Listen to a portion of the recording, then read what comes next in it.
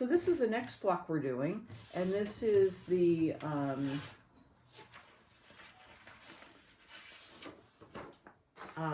double pinwheel block. Okay, so let me get this right out of the way for us.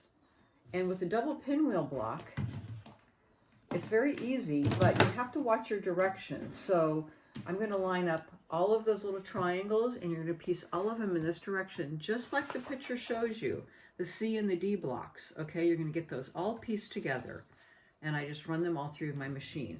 And now you're going to sew those to the A block. Now, the thing to remember when you sew these is this A block is going to be, a triangle is going to be a little bit bigger. Don't worry about that. So first of all, I did want to mention when I press these all to the black. So press those open, and then you're going to layer these together and sew these, but this triangle is going to be a little bit bigger. Don't worry about that because we're going to cut it down to size. So sew all these into pairs so that it looks like this, okay? And then you're going to press it towards that orange triangle, okay? So now your unit's going to look like this, and you need 4 of these for a block. So you do need to cut these blocks down to 2.5 inches.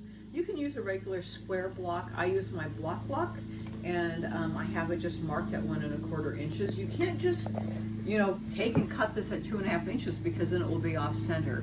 So I've marked a little 1.25 inch on my block with the emblem on the, so I have this pressed to the orange. So I have that kind of on the, this is the hill and this is the valley. So there's my emblem there, and I just line it up at 1.25 inches, and then I square it up.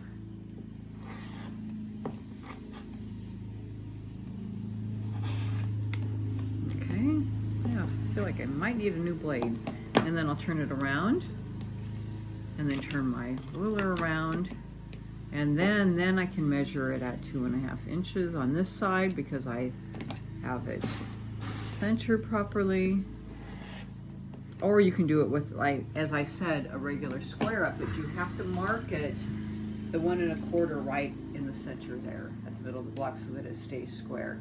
So you need to do that with all 4 blocks, and then once you have them completed, then you can line up your block here. I've already sewn this one together, so you would lay it out as it goes. This is this side, and then the nice thing, because I press this towards the orange, when I'm sewing these together, these 2 blocks nest, meaning that that edge and that hill and that hill nest together, so then they sit nicely on that side. And I would sew that, and then once I finish that side and that side, I'll have to sew those together, and then I'll be ready to finish that block. So you'll be making 2 of those, and then I'll just press to one side, and then I use my best press when it's finished. So those are the 2 blocks for month 1, and then you'll set those aside. Oh, actually, I do want to mention this. You're going to sew this one together.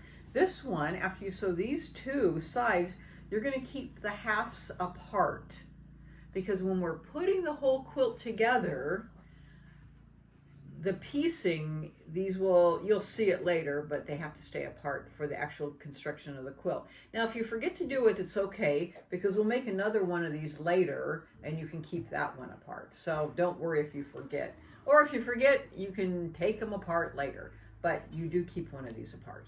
Okay, so see you next time. Thanks. Bye.